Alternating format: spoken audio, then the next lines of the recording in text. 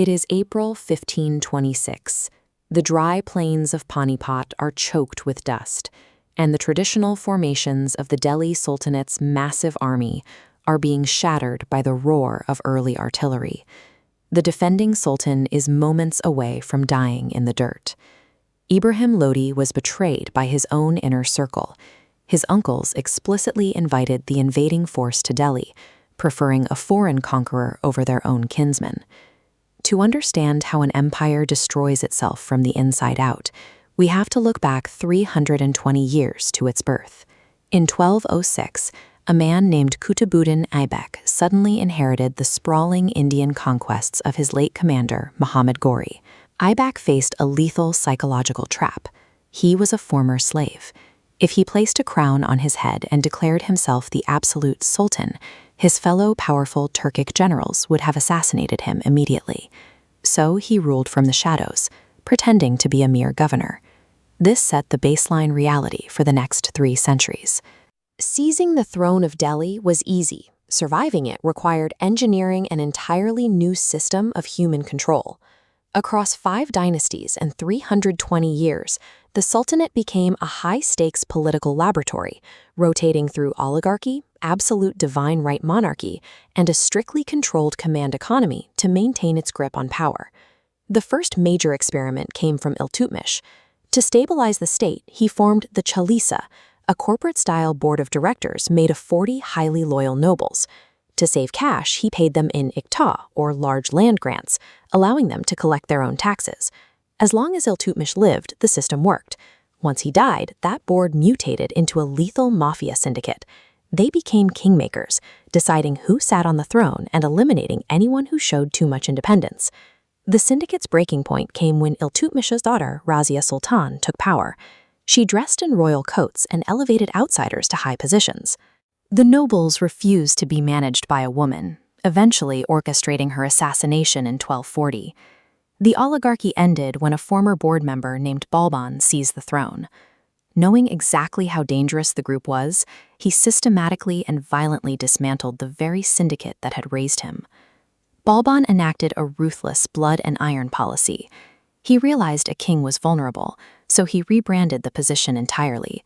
He declared himself Zil Ilahi, the literal shadow of God on earth, and forced his nobles to prostrate themselves and kiss his feet. The first dynasty proved that sharing power with a council was a death sentence. The state had to evolve into an absolute, divinely ordained dictatorship just to maintain basic order. By the 1290s, the Khilji dynasty took control and faced an immediate existential threat, wave after wave of Mongol invasions. Survival now required a massive, permanent standing army.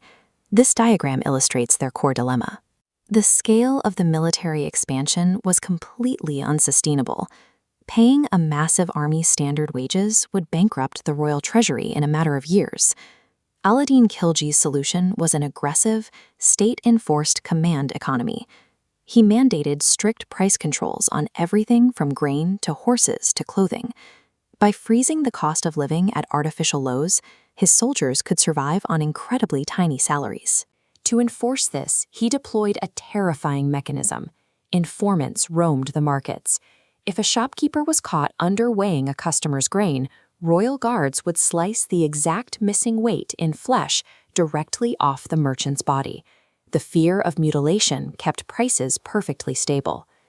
Alauddin repelled the Mongols and even funded a massive conquest of southern India, securing the empire's borders at the expense of individual freedom. The subsequent Tughlaq dynasty shifted the focus from military terror to unchecked intellectual ambition. Muhammad bin Tughlaq ruled much like a reckless modern tech CEO, launching wildly ambitious ideas without any logistical infrastructure to support them. First, he attempted to shift the empire's center of gravity by moving the capital from Delhi to Daulatabad in the south. He forced the entire civilian population to make the grueling march.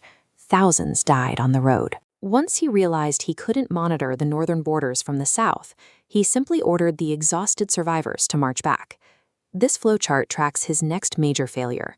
Facing a 14th century global silver shortage, Tughlaq issued fiat currency, copper and brass coins that he declared were equal in value to silver. but he failed to include security features.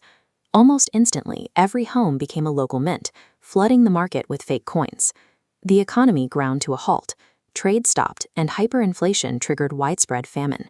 The empire fractured, leaving it so weak that the warlord Timur easily sacked Delhi in 1398, turning the capital into a graveyard. Tughlaq's visionary failures exhausted the state machinery entirely. When the final ruler of the subsequent Sayyid dynasty, Alam Shah, inherited the throne, he looked at the bloody, unmanaged Manas, voluntarily surrendered his crown, and moved to the countryside to retire. In 1451, the power vacuum was filled by the Lodis, the Sultanate's first Afghan dynasty. They operated on a tribal culture that rejected the concept of a god-king. The Sultan was seen merely as the first among equals. Early Lodi rulers wouldn't even sit on the throne if their nobles were standing.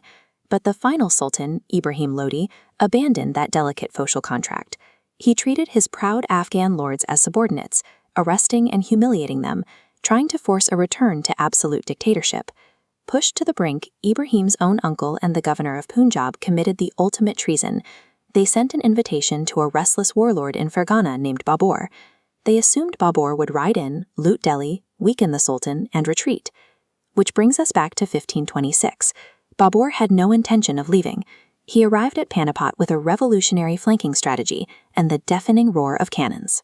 The explosions terrified Ibrahim Lodi's massive war elephants, causing them to turn around and crush their own infantry. Ibrahim Lodi's death marked the end of a 3-century era defined by administrative survival. Babur inherited a region already wired for centralized tax collection and military mobilization, structures the Mughal Empire would exploit to maintain its dominance for the next 2 centuries.